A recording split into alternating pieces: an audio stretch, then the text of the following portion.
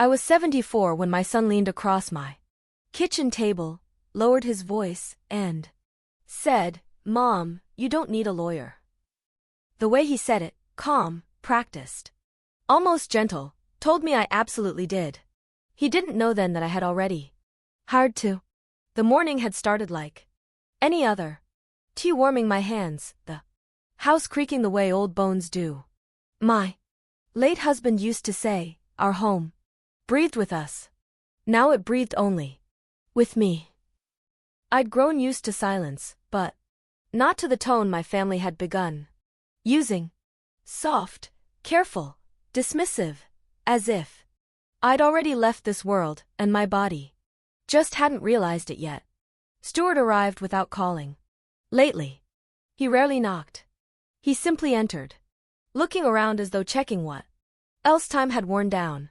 His wife, Clara, followed him, her perfume reaching the room a second before her irritation did.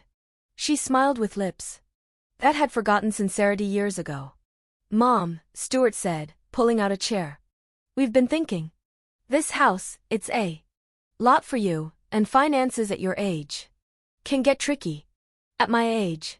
As if 60 suddenly flips into 80 and 80 collapses into helplessness. Clara placed a folder on the table. Sleek, expensive, smelling faintly of someone else's intentions. "Just routine documents," she explained. "Things to make your life easier. Nothing you need to overthink." I'd been a librarian for 42 years. I know the weight of a lie from the way it sits inside a sentence. And this one sat heavy. Still, I nodded politely and poured tea for them, though neither touched their cups. Clara was impatient. Stuart was nervous. They kept glancing at the folder, waiting for me to open it. I didn't. Instead, I asked, "Why don't you tell me what's inside?" They exchanged a look. Quick, sharp, rehearsed. "It's just some simplifications," Stuart said, "legal housekeeping. You don't need a lawyer for any of it." That phrase again, "you don't need a lawyer." My husband had been dead 14 years, but I could almost hear him breathe beside me. "Be careful, Evelyn. People reveal themselves in small sentences." I pressed my fingers to the edge of the table, feeling the faint groove he once carved accidentally with his wedding ring. I didn't answer right away. Silence is a tool older women wield with more accuracy than anyone suspects. Stuart mistook my quiet for confusion. "It's okay, Mom. We'll guide you through everything. We just want what's best for you." No, they wanted the house. They wanted my accounts. They wanted access to a lifetime I had built stitch by stitch, penny by penny, while they visited on holidays and phoned only when something needed fixing or funding. But I didn't show any of that. Not yet. "Leave the folder," I said gently. "I'll look at it later." Clara hesitated. She didn't like the delay. Control is a fragile thing easily threatened by patience. But she put on her polite face and stood. "We'll stop by next week," she said. "Just don't sign anything complicated on your own." A soft laugh escaped me before I could stop it on my own. As if solitude had ever weakened me. After they left, I sat in the quiet and let the mask on my face fall. I opened the folder. What I found inside wasn't simplification. It was eraser. Signatures that would remove my ownership, transfers, permissions, a future where I'd live in. A facility, not a home, a life. Compressed into a line item. For a long moment, I didn't move. Then I reached for the small card tucked into my dresser drawer, the number of an attorney recommended by a woman at church. I dialed it slowly, deliberately. When the receptionist answered, I said, "I'll need an appointment and 2 lawyers, not 1. She asked why. I looked at the folder.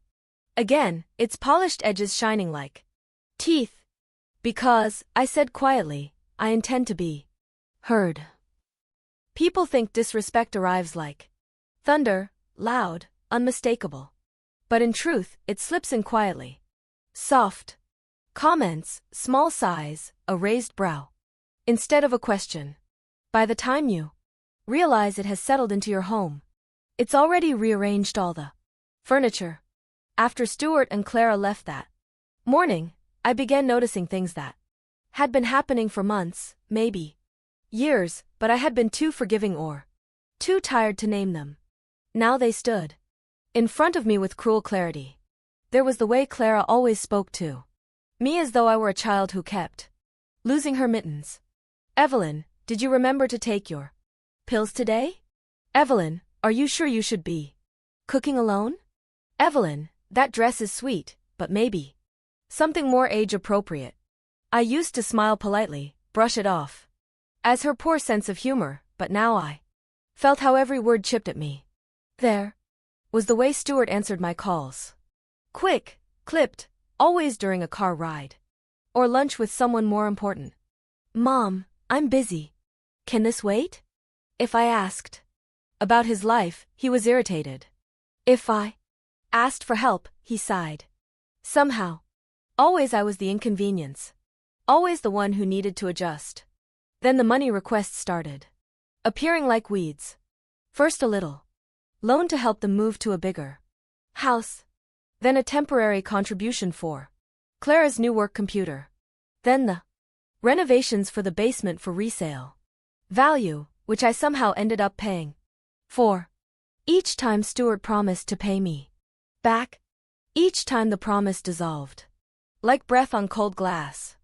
I excused it. I told myself parents are supposed to give. But the truth is giving had slowly turned into owing. Owing them my patience, my silence, my compliance. 2 weeks before the folder appeared, Clara had stopped by with a bag of groceries. Unusual but not unwelcome. I thanked her warmly. She just smiled thinly and said, well, it's good to know you can still manage basic chores. Evelyn, we worry. You know, we worry.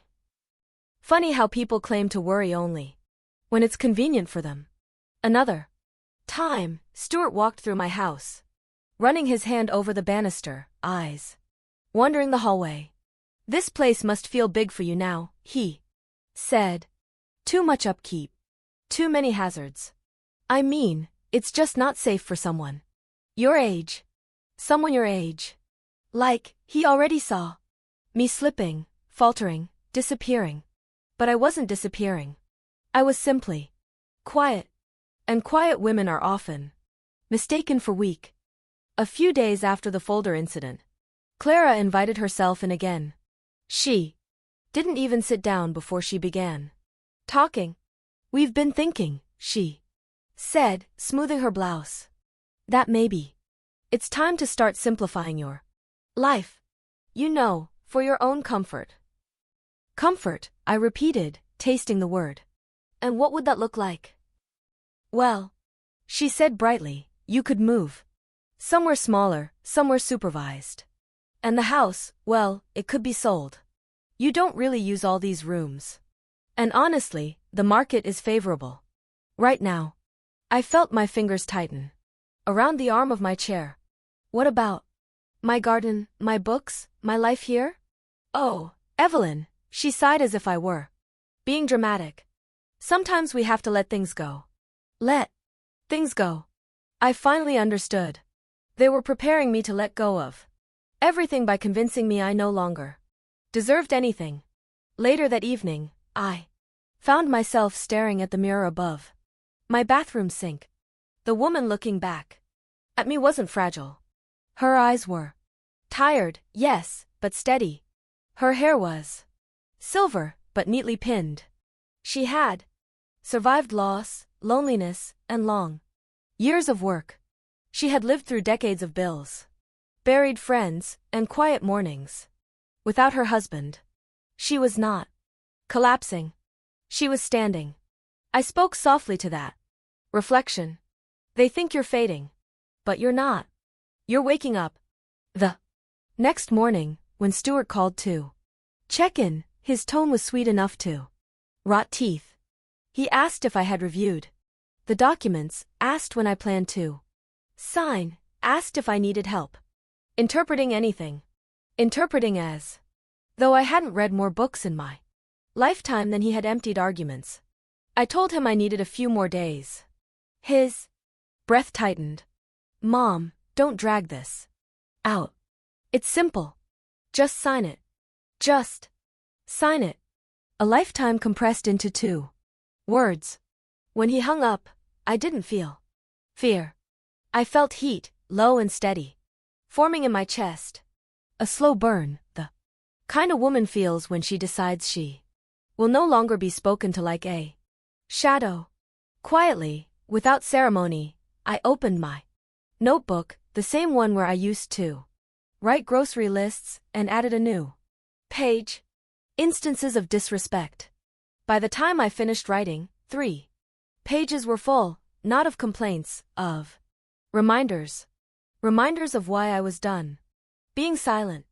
The first real shift happened on a Tuesday, the kind of day that passes through a life unnoticed unless something inside you has begun to sharpen. It was drizzling outside, a thin gray rain that made the world look smudged. I was folding laundry when my phone buzzed. Stuart never called in the morning. He disliked unpredictability. Unless of course he needed something. Mom, he said without preamble. I'm stopping by after work. There are a few papers we should review together. Nothing stressful.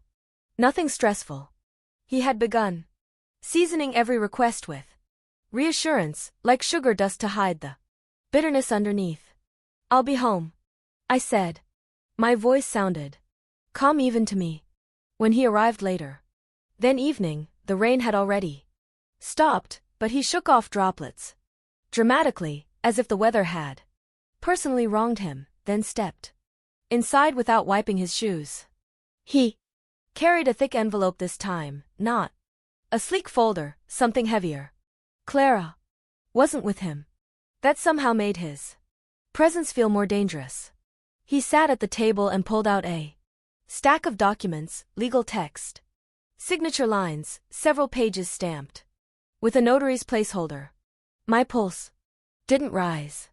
I'd read enough in recent weeks to recognize what these were.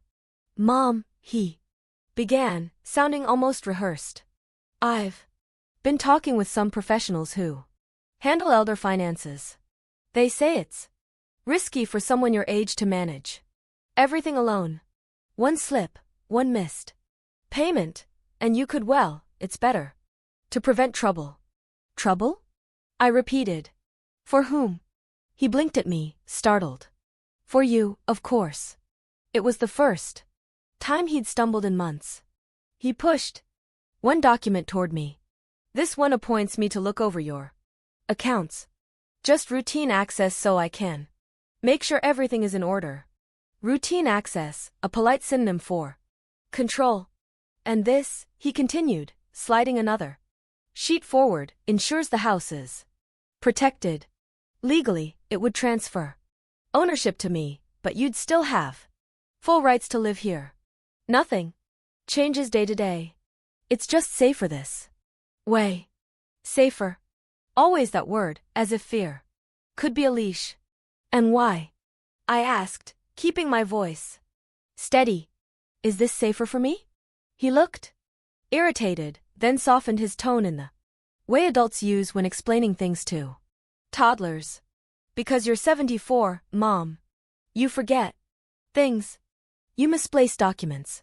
And Clara and I, well, we're in a better position to handle these things. I forget things. I misplace documents. Was that how they discussed me when I wasn't in the room? As a fragile object wrapped in fragile thoughts? He continued talking about probate, about responsibility, about the importance of planning ahead. His words spilled in clean lines. He had memorized them. Someone else had fed them to him. That consultant most likely. The one Clara mentioned in passing weeks earlier. May I see the last page? I asked. He smiled, relieved he'd worn me down. He handed it to me. The final page wasn't a summary. It was the heart of the scheme. Full, durable power of attorney, unrestricted, immediate, irrevocable. He waited for my reaction. But I set the paper down without blinking. When did you start all this paperwork? I asked. Oh, he waved a hand. I've been preparing for a while. It's better to have everything ready.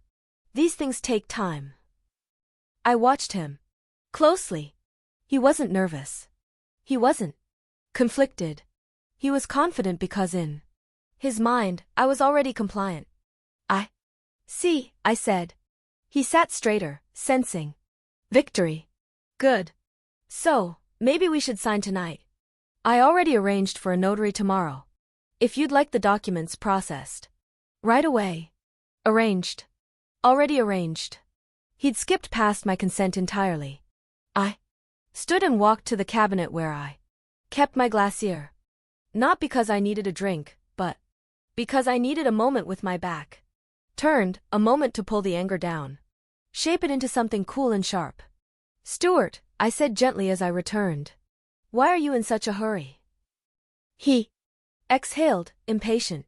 Because delays complicate things. Because if something happens to you, if something happens to me, I interrupted. Is that what you've been planning for? His jaw tightened. A small muscle near his temple twitched. Mom, he said sharply. Don't be dramatic. I'm trying to help you. Help? The most misused word in a manipulator's vocabulary. I sat down again, folded my hands, and met his eyes. Leave the documents. I'll read them. He seemed dissatisfied, but he didn't argue. Instead, he neatly placed the stack on the table, tapping the top page twice, with his finger as if sealing an unspoken agreement. I'll come by this weekend, he said. Please don't make this harder than it needs to be. When he walked out, I didn't feel broken. I felt something else. A steadiness spreading beneath my ribs, a rising clarity, quiet but firm, like the first note of a song I hadn't sung in years. For the first time in a long time, I understood. Stuart wasn't trying to protect me from the world. He was trying to protect the world from me, from a mother who might say no. The house was quiet after Stuart left. Too quiet. The sort that presses against your ears as if waiting for you to break. I sat at the table staring at the stack of documents he'd brought. The paper smelled faintly of ink and someone else's intentions, not mine. I didn't touch it. Not yet. Instead, I reached for the small tin box I kept on the top shelf of my bedroom closet. It wasn't for sentiment. It was my practical box. The one where I stored receipts, tax statements, copies of old insurance forms. Years ago, Stuart had teased me for keeping obsolete paperwork. Now it felt like armor. I spread everything across my bed. Property tax statements, paid in full, insurance premiums, paid ahead, maintenance receipts, names of contractors, even the last appraisal report. All proof, not for anyone else, but for myself, that I was not the confused, incompetent woman Stuart pretended me to be. I didn't misplace documents. I kept them because I knew someday I might need them to defend my life from people who spoke softly while plotting loudly. As I sorted through the papers, something bothered me.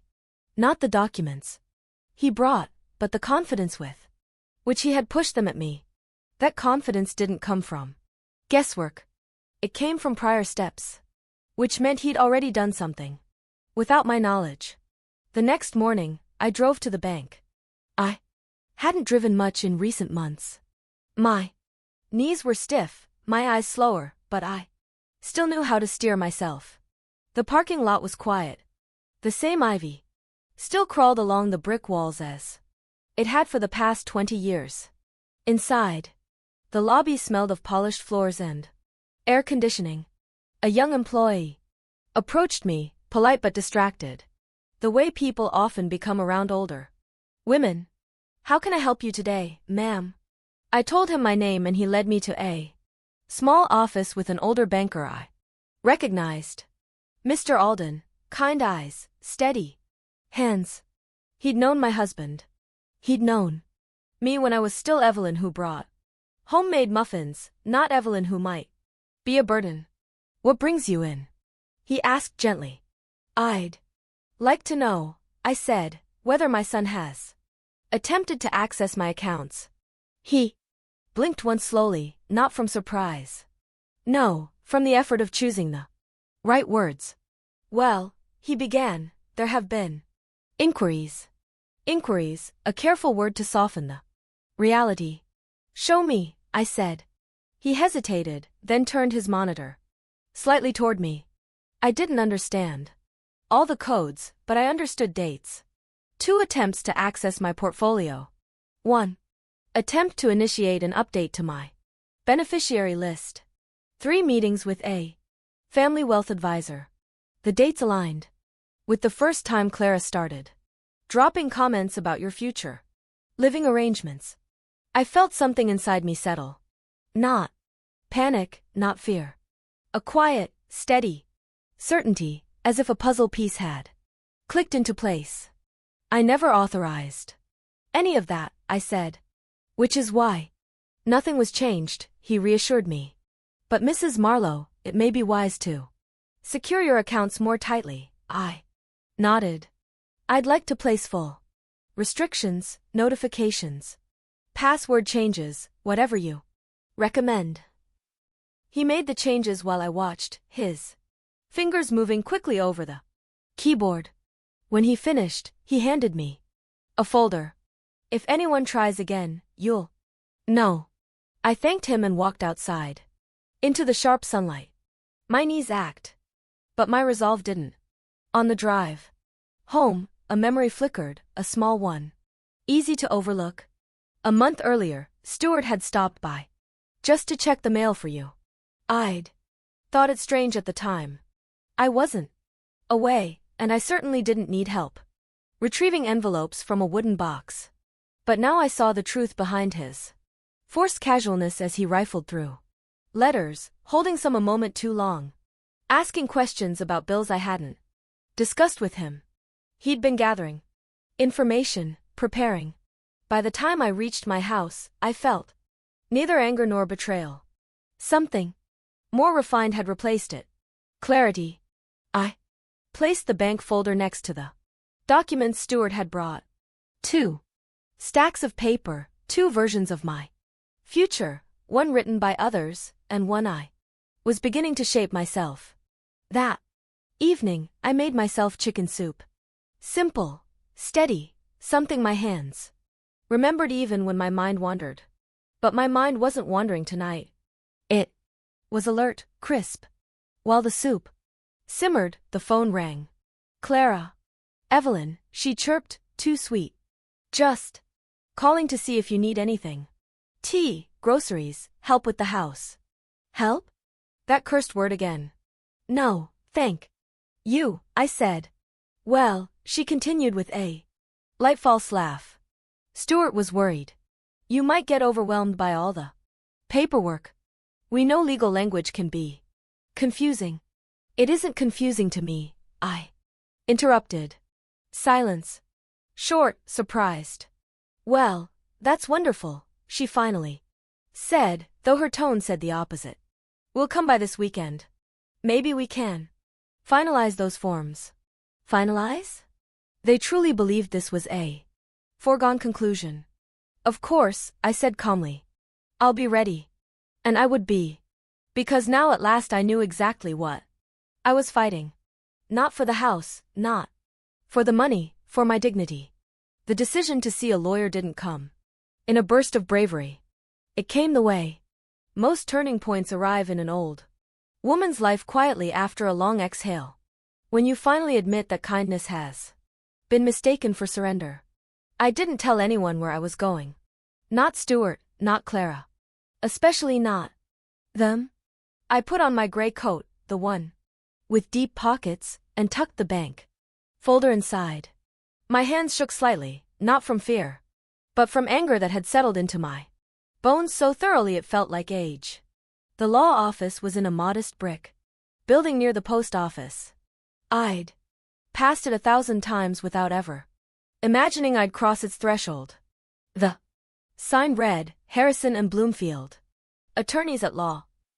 Inside, the air smelled faintly of coffee and toner. A young receptionist lifted her eyes, startled, as though women my age only entered such buildings to ask for directions, not representation. "Good morning," she said, softening her tone instinctively. "Do you have an appointment?" "No," I answered, "but I believe I need one." She smiled sympathetically. "May I ask the reason for your visit?" I placed my bank folder on the counter, the weight of it speaking before I did.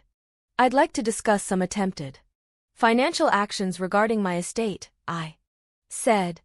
"And I'd like 2 lawyers, not one." Her eyebrows rose. Pleasant surprise. Not mockery. "Of course, ma'am.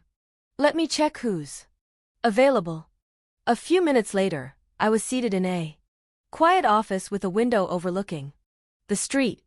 Across from me sat 2 women, Attorney Bloomfield, sharp-eyed and steady, and Attorney Harris, younger but keen, with a posture that said she'd seen too many families tear themselves apart for money. They didn't treat me like someone fragile. They didn't soften their voices. They didn't assume I'd misunderstand. It was the first respect I'd felt in months. "What brings you to us, Mrs. Marlowe?" Bloomfield asked.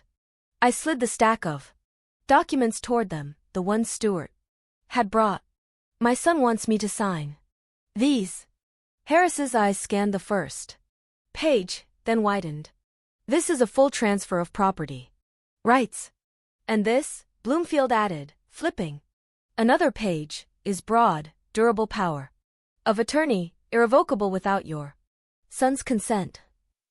I felt a hard knot form in my chest as they said it aloud, confirming what I already knew, but hadn't allowed myself to fully name. "It appears," Bloomfield continued, her voice careful, "that someone is attempting to gain complete control of your assets." "I thought so," I said quietly. "Have you been pressured to sign these?" "Yes." "By your son?"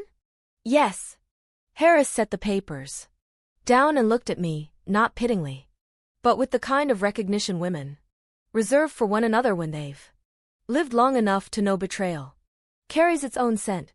"Mrs. Marlowe," she said, "you need to protect yourself today." I nodded steady. "I agree." Bloomfield folded her hands. "We can start by drafting a statement of your intent, securing your property, and creating legal blocks against unauthorized access. But before that, did your son attempt to access your accounts?" "He attempted," I said.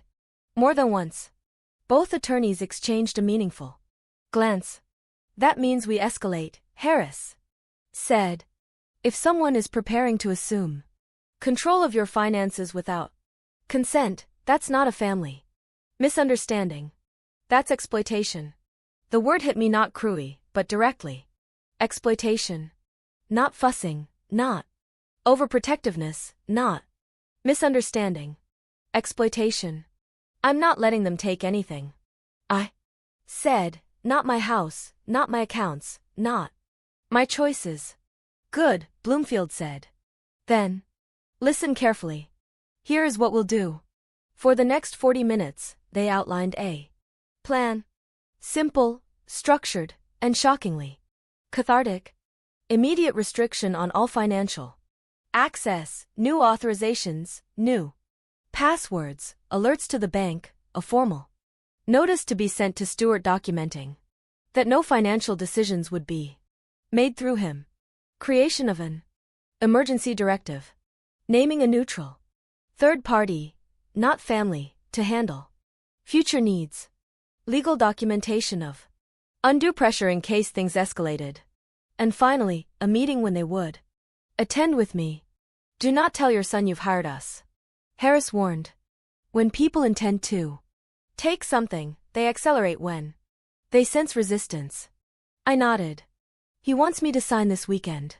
Then Bloomfield said, her voice smooth and certain, we will be there. A strange thing happened then. I exhaled, not in relief. No, not that.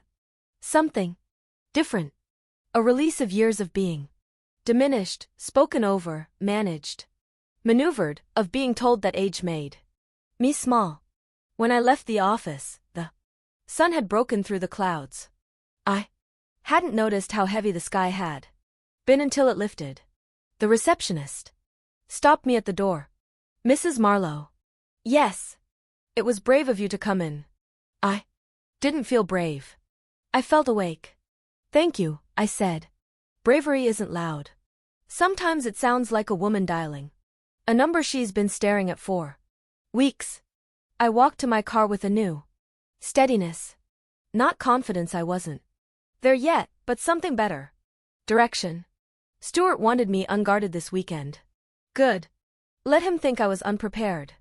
Because when he said, Mom, you don't need a lawyer, I would be ready to look him in the eyes and answer, I brought two. The days leading up to the weekend felt different. Not heavier, not frightening, but tense in the way air feels before a storm. People think fear grows louder with age, but for me it had done the opposite. It had quieted.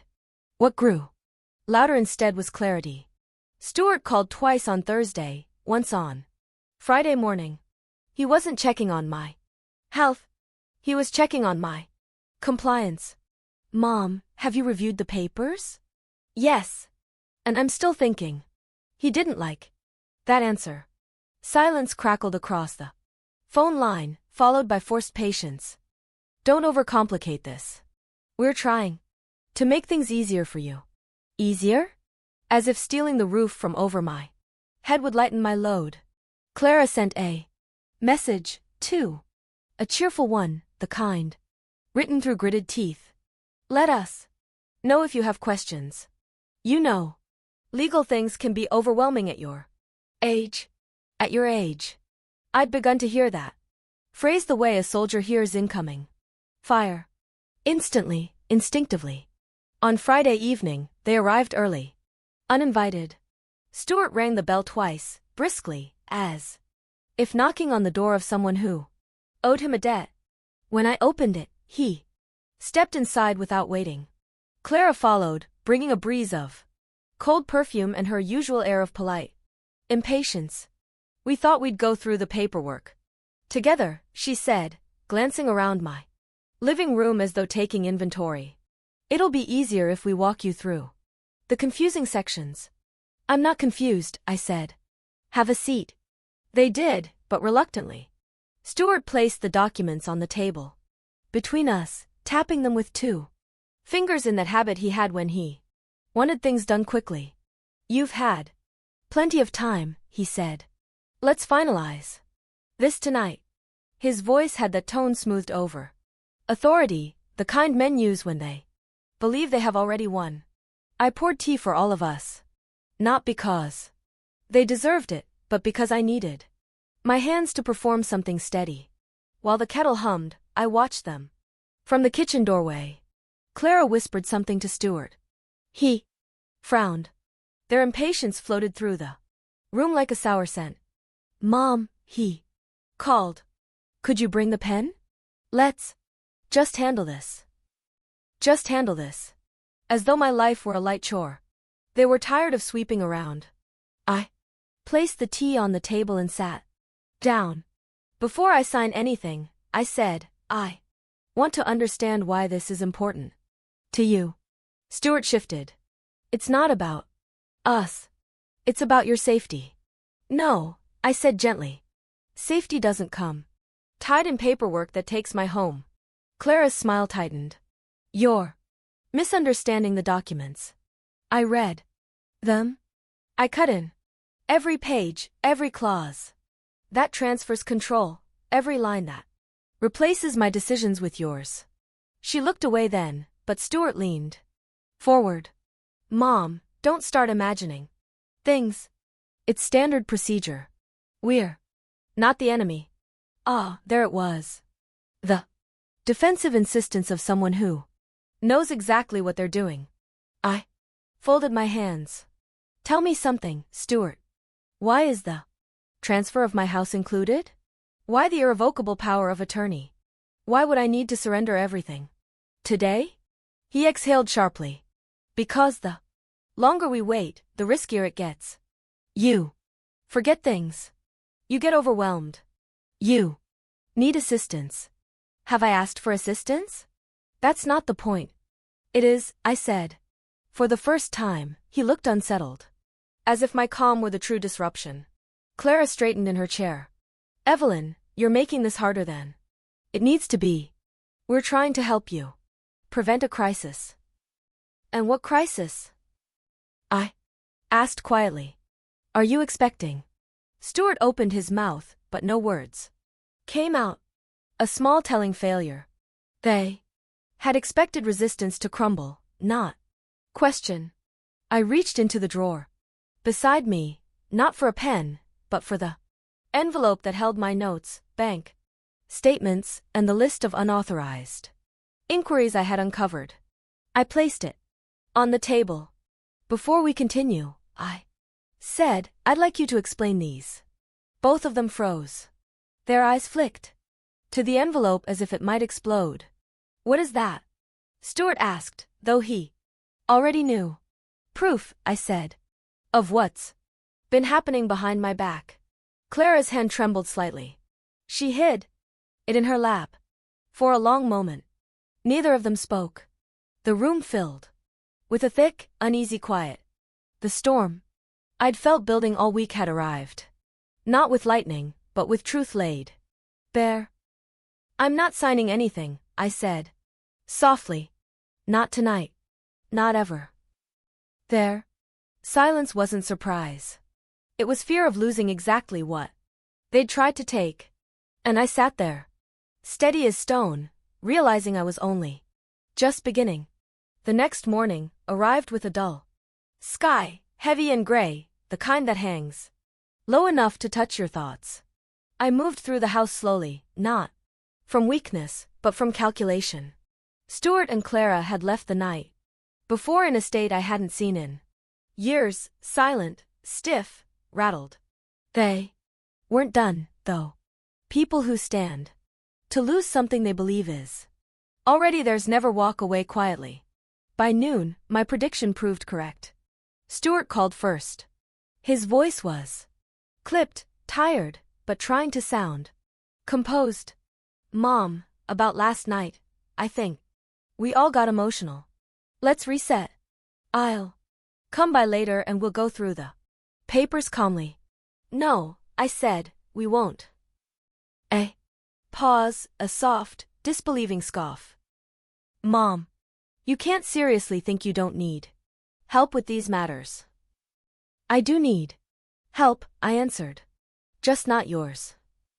He fell silent again, the weight of those words settling between us.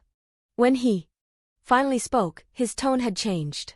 Less patient, more warning. You're making a mistake. I ended the call. An hour later, Clara appeared at my door. Without announcing herself. She knocked. Once sharply, the way someone does when they're not seeking permission, but a stage. Evelyn, may I come in?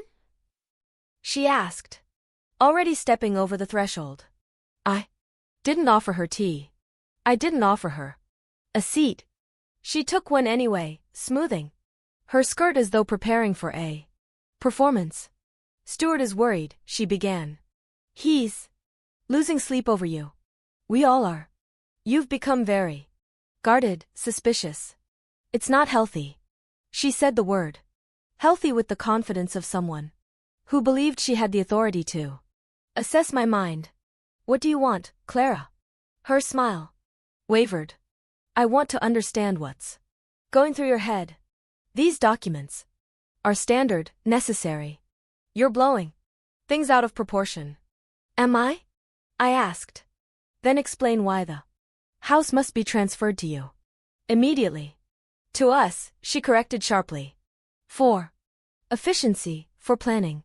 You don't want to leave a legal mess behind someday, do you?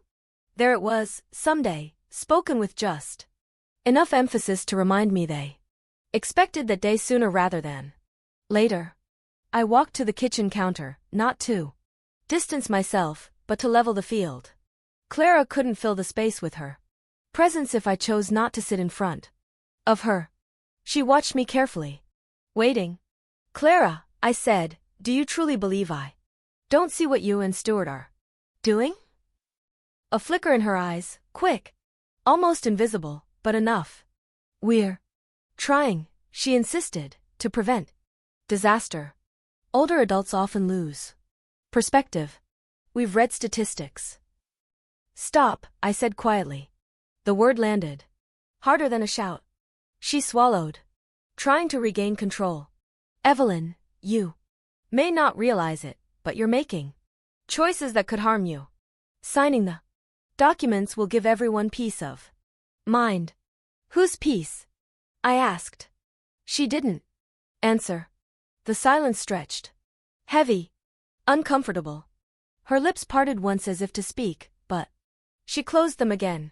You know, I said, leaning slightly against the counter. Your tone has shifted over the years. You used to at least pretend kindness. Now you don't bother. Her cheeks colored, not with shame, but with anger. You're being unfair. She snapped. Stuart does everything for you. Everything. And you repay him with paranoia. I let the words fall. They didn't touch me. What Stuart wants, I said, is control disguised as responsibility. She stood abruptly, the chair scraping sharply against the floor. This stubbornness is exactly why we need to step in before things get worse. Worse. A word chosen as pressure, not concern. She picked up her purse and marched toward the door. She paused only once, glancing back at me with a mixture of frustration and something sharper. Fear. You're pushing him away, she said. And when you finally need him, he may not come. I've needed him before, I replied. And he didn't come then either. Her breath caught. Then she left, letting the door close harder than she intended. For several minutes, I stood in the quiet, listening to the echo fade through the house. I felt no guilt and no hesitation, only certainty. Their pressure was escalating because they believed time was running out. Mine was just beginning. I walked to the dining table and sat down, the room still and watchful. I opened my notebook to a fresh page and wrote one sentence. Today they showed their hand. Then, beneath it, tomorrow I show mine. The next morning, the house felt different. Not quieter, but expectant. As if the walls themselves sensed the shift inside me. For weeks, I'd been absorbing blows, disguising my suspicion beneath politeness. But now everything in me had settled into a kind of still strength, the kind a woman reaches only when she's done being polite. I spent the early hours preparing, not the way Stuart imagined, with trembling hands and confusion, but methodically. I arranged documents on the table, bank statements, tax receipts, insurance renewals, evidence of a life I still managed with clarity, not confusion. I wanted no ambiguity when the moment came. At 9:30, my phone rang. This time it wasn't Stuart or Clara. It was one of my attorneys, Miss Harris. Mrs. Marlowe, she said, her tone crisp but warm. We've reviewed everything you left yesterday, and we believe it's prudent. We attend your meeting tomorrow.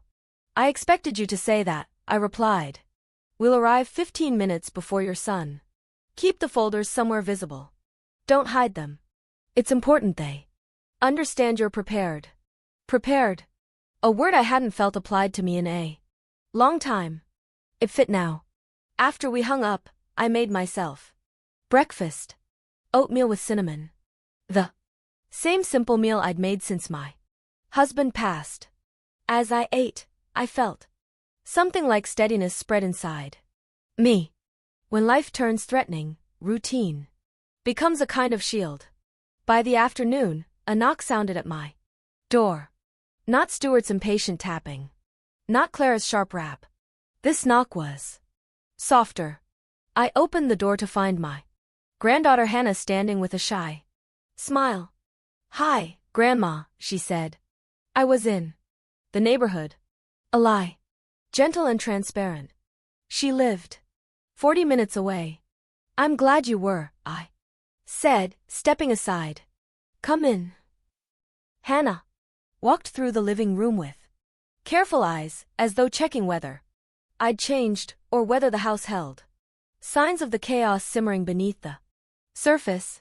She sat at the kitchen table, her hands wrapped around a cup of tea I'd made before she asked. "Dad and Clara have been whispering a lot," she said quietly. "They won't tell me what's going on, but I can tell. They're planning something." "Planning?" "Yes, they were." "What did they say?" I asked. She hesitated. "Dad said you're overwhelmed. That he's trying to take responsibility before anything bad happens." I almost laughed, not because it was funny, but because it confirmed everything I already knew. "Hannah," I said softly, "do I seem overwhelmed too? You?" She looked at me long, searching, and shook her head. "No," she whispered. "You seem clearer than usual." I reached across the table and squeezed her hand. She had her mother's eyes, soft and observant. She'd always watched more. Then she spoke. "Grandma," she said, after a moment, "are you in trouble?" "No," I answered. "I'm in preparation." She didn't know what that meant, but she nodded anyway, trusting me the way Stuart never had. When she left, the house felt steady again. I took out my notebook and wrote, "Hannah is the only one who asked how I am, not what I can sign." Later in the evening, the phone rang again. "Stuart." "Mom," he said, sounding too level. "I'll be there at noon tomorrow. Let's finish everything. We can't drag this out." "I'll be ready," I replied. He paused, thrown by how simple that answer was. "And Mom, please don't make this difficult." I let silence sit long enough to make him uneasy. "I won't," I said. And I wouldn't, not for me, but for him. Difficult would arrive on its own when he discovered the ground beneath him wasn't as solid as he believed. After I hung up, I walked through the house slowly.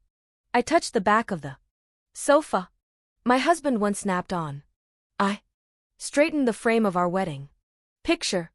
I closed the curtains in the dining room. Not because I was nostalgic, but because I was acknowledging what was mine, what I had built, what I would not be talked out of. When night fell, I didn't pace or worry. I brewed chamomile tea and sat in my favorite armchair, the one with the sun-worn fabric. I let the quiet settle around me. Not suffocating, not lonely. Just honest. For the first time in weeks, I slept deeply. Tomorrow, the roles would reverse. Tomorrow, the woman they believed they could maneuver would arrive with a truth they never expected. And when Stuart sat across from me, expecting signatures, expecting surrender, expecting silence, I would look him in the eyes and reveal the one thing he feared most. I was not alone in the room anymore. I woke before sunrise the next morning. Not from nerves, but from something steadier, purpose. At 74, most mornings arrive slowly, like reluctant visitors. But this one came with a sharpness I hadn't felt in years. Today the pretending would end. I moved through the house with deliberate calm, opening curtains, airing out the rooms, making the space feel less like a battlefield and more like a stage I'd chosen. I set the dining table with 3 chairs, one for me, one for Stuart, and one directly beside mine for the attorney who would not be hidden. At 11:30, Miss Harris arrived. Her presence filled the room. Without noise, tidy gray suit, measured steps, eyes that saw everything. She greeted me as an equal, not a client to be handled gently. "Are you ready?" she asked. "Yes," I said. "More than ready." We reviewed the plan one last time. Simple, steady, unshakable. Harris would speak only when necessary. I would lead. These were my boundaries to reclaim. At 11:57, a car door slammed outside. Not one slam. 2. Stuart and Clara had come together just as I expected. They wanted united pressure. They wanted a single voice. I opened the door before they could knock.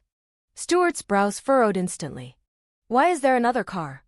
But then he saw Harris standing behind me. The polite smile he'd prepared vanished. "Mom," he said slowly. "What is this?" "You said we'd review the documents today," I answered. "So, I brought someone who can help me understand what you're asking me to sign." Clara stepped forward, indignation rising like heat from her skin. "Evelyn, this is unnecessary. Lawyers complicate things. We're family." "And yet," I said quietly, family was the reason I knew I needed one. They followed me into the dining room. Stuart walked stiffly like a man approaching a cliff he hadn't known existed. He sat opposite me, eyeing the documents on the table, his documents. But now there were new folders beside them, marked with legal seals that were not his. Harris took her seat next to me, calm and immovable. "Before we begin," she said, "Mrs. Marlowe would like to clarify a few items." Stuart didn't look at her. He looked at me. "Mom," he said, voice tight. "You're overreacting. This isn't what we planned." "No," I replied. "It isn't." I slid a paper across the table, the list of attempted account inquiries. His eyes flicked over it. He paled. "Explain." "These," I said. Mom, those were just questions. I was gathering information. "For you?" "For me?" I asked. "Or about me?" He didn't answer. Clara jumped in. Instead, her words sharp and quick. "You're misinterpreting everything. Stuart only wants to protect you. You get confused, Evelyn. You forget details. We're trying to keep you safe." Harris leaned forward, her tone controlled. "Mrs. Marlowe has full legal capacity. Her records are current, her payments timely. If she were confused, we would not be sitting here today." Clara narrowed her eyes. "This is turning into an attack." "No," I said, "this is clarity."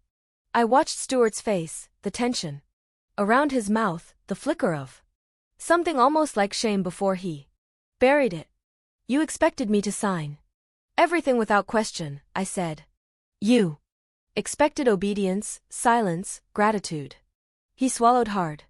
"Mom, I just thought that I wouldn't fight." I finished. The room grew still. "I'm not signing any documents," I said. "Not today, not ever. And from this moment on, all financial matters involving me will be handled through my attorneys." Harris placed a formal notice in front of him, clean, undeniable ink.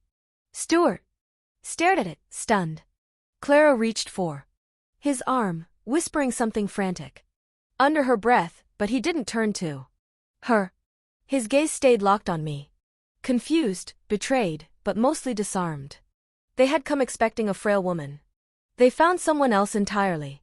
When they finally rose to leave, they spoke little. The storm they'd prepared for had shifted. The ground had changed beneath them.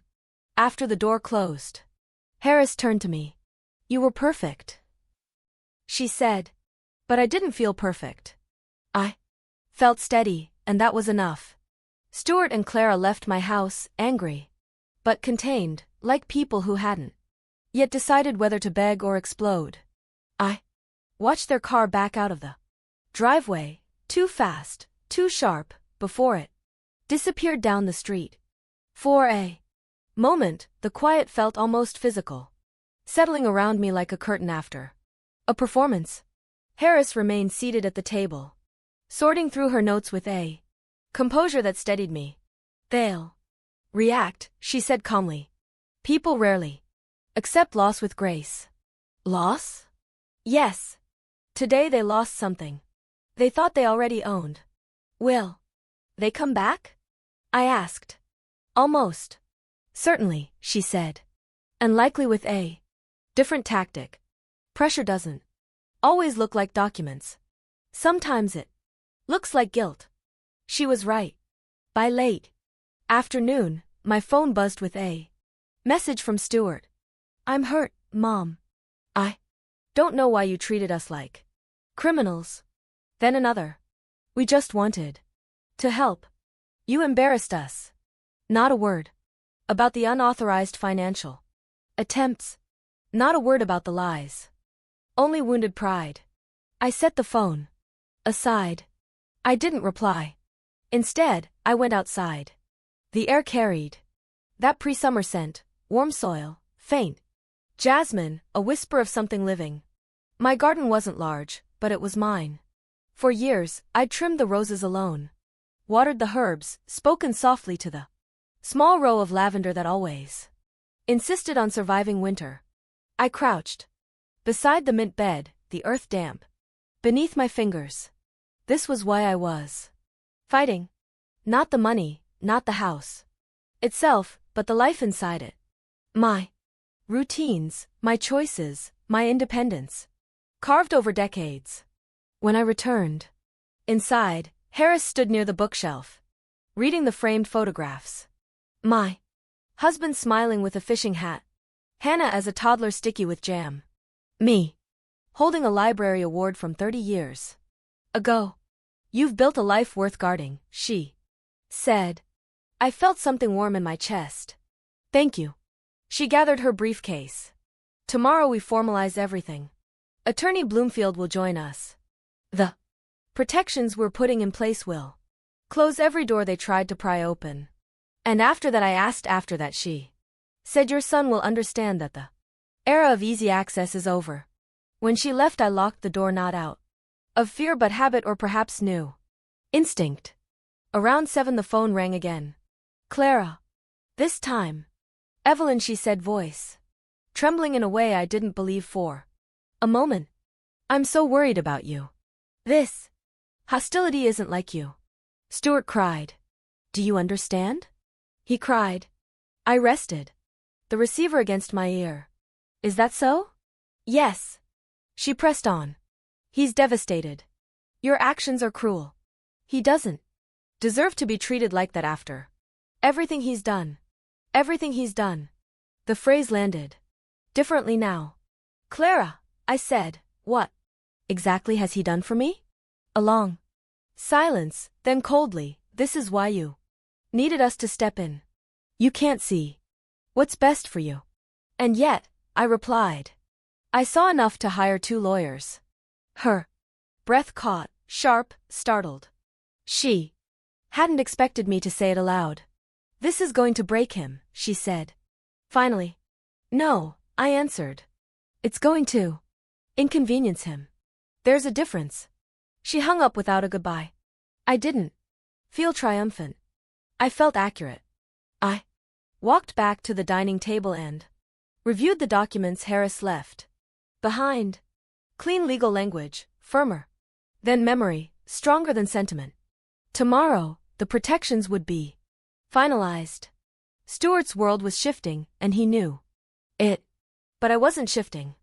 I was returning to myself.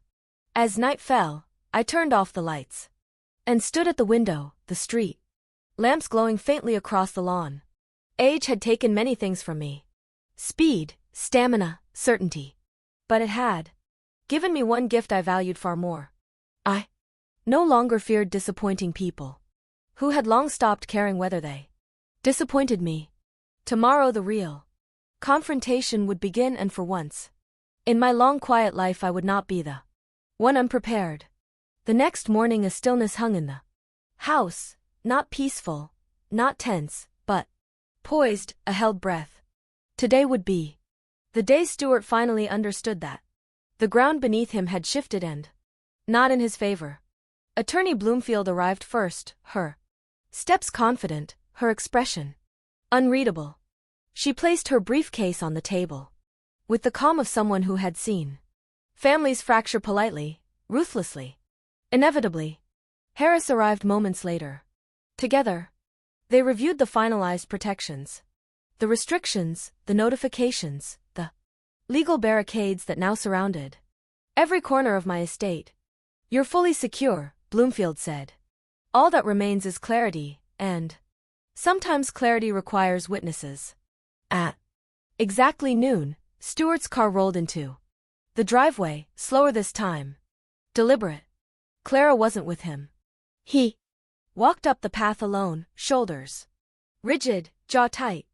A man preparing to negotiate, but not yet aware he had already lost. I opened the door before he knocked. Mom, he said, trying for tenderness and landing on something hollow. Can we talk alone? No, I said. We cannot. He stepped inside before I could invite him. His eyes scanned the room, then froze when he saw Harris and Bloomfield seated at my table, folders open, pens ready.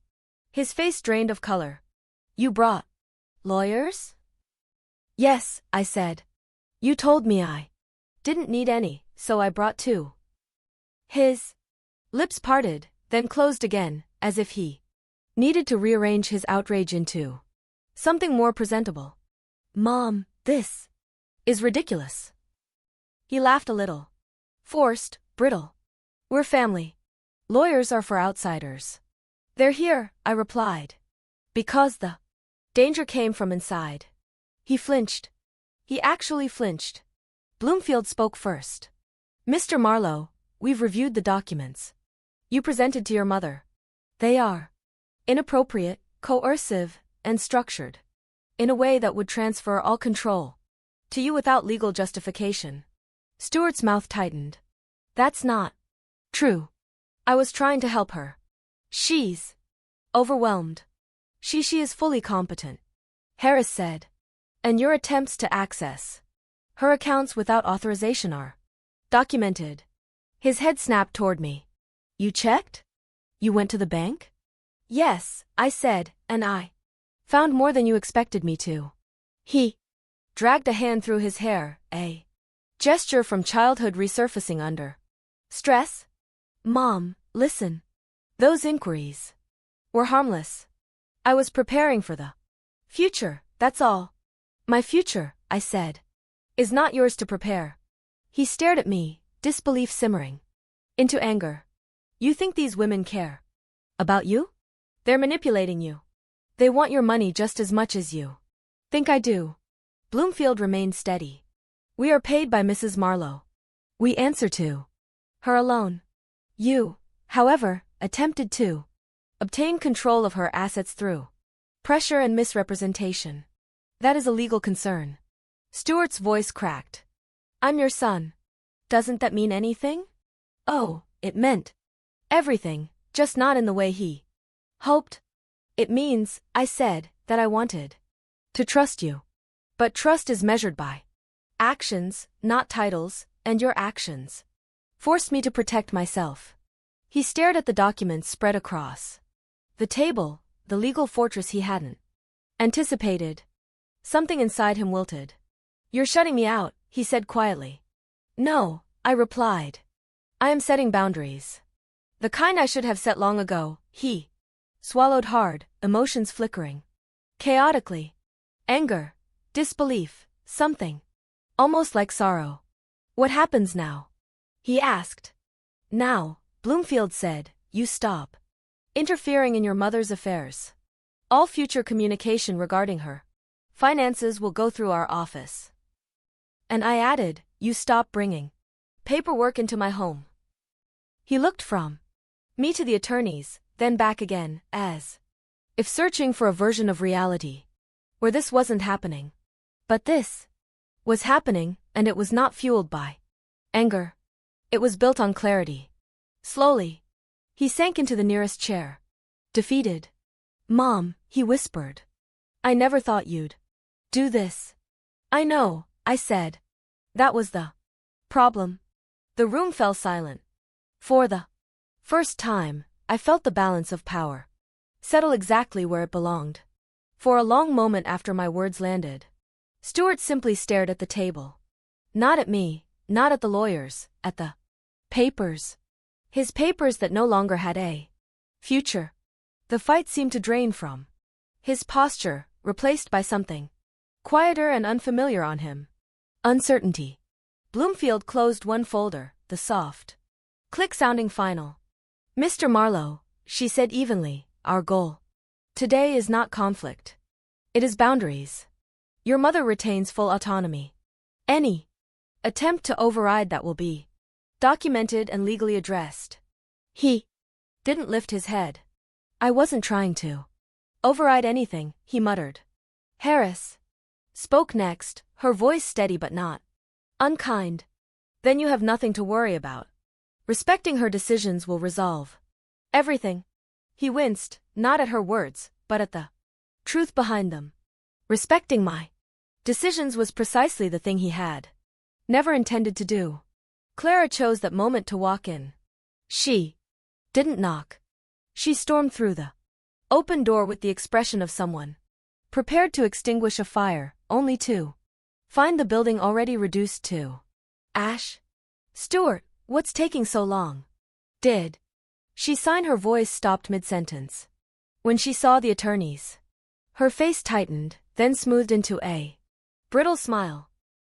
Oh, I didn't realize we were hosting guests. We're not hosting, I said. We're clarifying. Clara's gaze darted between the folders. And Stuart. Her panic rose faster than his. What is this? What did you tell them? Nothing, he snapped. They already know. The moment stretched and then Clara exhaled sharply, her mask dropping. Evelyn, this is unnecessary. You're blowing a simple family matter into something dramatic. That's what people say, Bloomfield replied, when their intentions cannot survive scrutiny. Clara bristled. Excuse me, Harris interjected before the tension snapped. Mrs. Marlowe has decided not to transfer any assets or authority. All attempted pressure has been documented. Going forward, any further attempts will be met with legal action. Clara scoffed. Pressure? We were helping her. She can't manage everything at her age. At my age, I repeated softly. I'm capable of recognizing both kindness and exploitation. You have shown me the latter. Her cheeks flushed crimson. This is ridiculous. Stuart, say something. But Stuart, for once, had nothing to say. He wasn't defeated. He wasn't repentant. He was stunned, realizing that the woman he'd underestimated had drawn a line he could not cross. Finally, he spoke. Mom, why didn't you tell me you felt this way? I did, I answered. Not with accusations, with boundaries you ignored. His eyes glistened with something that might have been regret or might have been the realization that he had lost something valuable. You think I don't love you? He whispered. I think, I said gently, that love without respect isn't love. It's convenience. He looked away. Clara rose, her chair scraping the floor. Fine. If you want to make yourself a victim, go ahead. But don't expect us to drop everything when something happens to you. I nodded once. Thank you for the honesty. My calm unsettled her more than anger ever could. She grabbed her purse and marched toward the door. Stuart stood. More slowly. He looked older than he had. Yesterday. Worn, uncertain, stripped of the certainty he'd always relied upon. Is this really how it's going to be? Now? He asked. No, I said. It's how it should have been. He didn't argue. He didn't apologize either. He simply left. When the door clicked shut, the house fell into a deep, honest silence. Harris and Bloomfield exchanged one small, satisfied glance, the kind professionals share when a line has been drawn. Cleanly. Mrs. Marlowe, Harris said, you handled that with grace. Grace, not fury, not collapse. Grace. I breathed out slowly. What happens next? Bloomfield replied. Life continues on your terms. They packed their folders and stood to leave. At the door, Harris paused. You were stronger today than most people half your age, she said. No, I answered. Today, I was simply myself. When they left, I sat alone at the table, tired, steady, and no longer afraid. For the first time in a very long while, the house felt like it belonged to me again. The morning after the confrontation felt strangely clean, like the air after a long rain. Nothing in my house had changed. The same photographs, the same quiet rooms, the same worn rug under my feet, but I had changed. Or perhaps I'd finally returned to the woman I had once been before years of soft compliance dulled my edges. The first task was simple, though symbolic. I gathered every envelope, financial statement, and household bill into a neat stack and placed them in a drawer Stuart never knew existed. They were no longer items he could question, touch, or interpret for his own benefit. They were mine again, quietly, firmly. Mine. By 10 o'clock, Bloomfield called. The protections are fully active, she said. Your accounts are locked to all outside access, including your son's. Legally, he cannot make inquiries or initiate actions. I nodded even though she couldn't see it. And the house? Secure, she confirmed. No transfer, no loopholes, no conditional clauses. If anyone attempts anything, you'll know. Within minutes. Minutes. After months of feeling watched, maneuvered, pushed, minutes felt like a luxury. Thank you, I said. You did most of the work, she replied. We just made it official. After I hung up, I made myself tea and sat on the back porch. The rose bushes were blooming unevenly, but they were blooming. The wind hummed softly through the fence boards. Life in its quiet persistence felt more loyal than my own. Sun had been. Around noon, Hannah arrived again, this time without pretending she happened to be nearby. She walked in with her backpack, eyes scanning my face, searching for bruises of the soul rather than the skin. Grandma, she said gently. Dad's furious. I exhaled. I expected that. He says you humiliated him, she continued. But when I asked what happened, he wouldn't explain. He just kept saying, you blew everything up. I smiled faintly. Some things need blowing up. She sat across from me. Are you okay? Yes, I said. And for the first time in years, the word wasn't a polite lie. I told her, not every detail, not the cruelest lines, but enough for her to understand the truth without carrying its weight. Her eyes widened, then narrowed with an anger she didn't try to hide. He tried to take everything from you, she whispered. He tried, I corrected softly. And he failed. She looked down at her hands. I don't know who he is anymore. I reached out and touched her wrist. People don't become someone else overnight. We simply stop overlooking what they've always shown us. We sat in silence for a moment. A rare, comforting, kind Then she straightened. What do you want to do now? She asked. Live. I said on my own terms. In the afternoon, I visited the bank. Once more, not out of fear, but completion. Mr. Alden greeted me with a warm smile, clearly already informed by my attorneys. Your account alerts are active, he said. If anyone attempts access, even a question, you'll receive notice. Good, I said. I don't want shadows in my finances anymore. He nodded. You deserve transparency.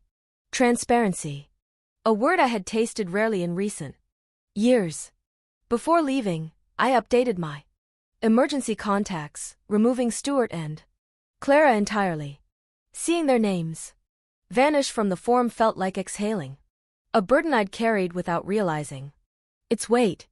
When I returned home, I sat again at the dining table, the same table where Stuart once tapped his fingers impatiently, expecting my life to fold neatly beneath his plans. Now the surface was clear, open mine. I took out my notebook and wrote, these boundaries are not punishment. They are protection of my life, my peace, and what remains of my dignity. Outside, the sun dipped low, painting the edges of the yard gold. For years, I had feared this stage of life, being alone. Now, I realized I wasn't alone. I was free. They had lost access. But I had regained myself. In the days that followed, the house settled into a new kind of quiet, one without tension, without waiting, without the ache of anticipating another intrusion. Silence can be a wound, but it can also be a balm. This time it felt like the latter. On Wednesday morning, I sat with my tea and watched sunlight inch across the table. For years, I had lived inside a rhythm shaped by other people's demands. Stuart's rushed visits, Clara's instructions disguised as kindness. Now, the rhythm belonged to me again. My time, my pace, my breath. But there was still one thing left to do. I called the attorneys first. I'm ready to finalize the trust, I told them. Of course. Harris replied. We'll prepare everything tomorrow morning. Tomorrow is fine. After that, I called Hannah. Grandma. She answered, her voice soft with concern. Is everything okay? Yes, I said. I'd like you to come with me tomorrow. There's something I want you to witness. She didn't ask what. She simply said, I'll be there. I spent the rest of the day gathering the documents. Harris requested identification, property files, account overviews. Each paper felt lighter than it had weeks ago. They no longer represented what could be stolen. They represented what I could protect. That night, I stepped outside to water the garden. The breeze moved gently through the lavender, carrying a scent that reminded me of summers before my husband died, when life still felt long, and Stuart still came to me for advice instead of opportunities. I wasn't nostalgic. I was simply acknowledging the contrast. Some memories heal, some instruct. In the morning, Hannah arrived early. Her eyes were sharper now, older in a way only truth can make someone. You look stronger, she said uncertainly. I feel it, I replied. We drove together to the attorney's office. She didn't fill the silence with questions or assumptions. She just sat beside me, present in a way her father hadn't been in years. Inside, Bloomfield reviewed the final documents. Clear, precise, airtight. The trust, she explained, ensures that your assets, your home, your savings, your investments are protected and transferred according to your wishes. No one can contest it without exposing themselves. And the beneficiary? I asked, though I already knew. Whomever you name, she said. I glanced at Hannah. Her breath caught slightly, a quiet uncertainty flickering across her features. I want her, I said. Bloomfield nodded and began writing. Hannah blinked. Grandma, are you sure? I don't want you to think you owe me anything. I don't, I said. This isn't payment. It's intention. She lowered her gaze, blinking hard. Your father, I continued gently, made choices that distanced him from my life. You made different ones. I didn't do anything special, she whispered. You showed up, I said, without expecting anything in return. That's rarer than you think. When the documents were ready, Bloomfield slid them to me. I signed each page slowly, deliberately, the way a woman signs her name when reclaiming it. Hannah watched silently, tears gathering but not falling. Afterward, Harris placed the final folder in my hands. Everything is legally sealed. No one, not your son, not his wife, can undo this without your consent. Good. I'd spent too many years watching other people try to rewrite the edges of my life. As we drove home, Hannah finally spoke. Dad. He's going to be angry. He'll adjust, I said. And if he doesn't? I looked out at the passing houses, the small, ordinary world that had held my quiet battles. Then that's his work too. Do, not mine. When we reached my driveway, she hugged me tightly, tighter than she ever had. There was no fear in her, no awkwardness, just respect. Thank you, she whispered. Not for the trust, but for trusting me. After she left, I went inside and placed the trust folder in the same drawer where Stuart's old documents once lay. But that drawer felt different now, lighter, cleared of shadows. I stood there a moment, letting the truth settle. I had not just protected my home. I had chosen who deserved to inherit the life I built. Not the one who expected it, but the one who earned it. In the days after the trust was finalized, something inside me softened. Not into weakness, but into a steadiness that comes only after a storm passes and you realize you're still standing. The house seemed to breathe easier, too. Or perhaps it was just me, finally moving without the weight of someone else's intentions pressing against my back. Stuart didn't call. Clara didn't message. Their silence, once a wound, now felt like space. Wide, clean, necessary. I didn't celebrate their absence. I simply didn't miss their presence. For the first time in months, my routines returned to me unharmed. I woke early, opened the curtains, made tea without glancing at the phone, without anticipating another disguised demand. I walked through each room, slowly, reacquainting myself with the life they'd tried to compress into paperwork. I was not fragile. I was not lost. I was simply older. And older does not mean erased. On Friday afternoon, Hannah stopped by. Again. She didn't ring the bell. She knocked softly and waited, patient as always. When I opened the door, she smiled. Not the nervous smile of someone tiptoeing around family tension, but the easy smile of someone who knows where she stands. Grandma, I brought you something, she said. She held out a small potted rosemary plant. You said your old one didn't survive the winter. I took it carefully. Thank you. Rosemary's stubborn. It needs someone who pays attention. She laughed. Just like you. We sat on the porch steps together, the sun low and warm on our backs. For a while, we said nothing at all. Just listening to the birds, the distant hum of a neighbor's lawn mower, the quiet comfort of being understood without explanation. After a long moment, she spoke. Do you think Dad will ever apologize? No, I said honestly. I don't think apologies come from people who believe they've done nothing wrong. She nodded, absorbing it without bitterness. And if he tries to come back into your life, then he comes back on my terms, I said. Boundaries aren't walls. They're doors with locks. And I decide who gets a key. She looked at me with that soft, searching expression she inherited from her mother. I'm proud of you. The words struck something deep. Something tender I thought age had made unreachable.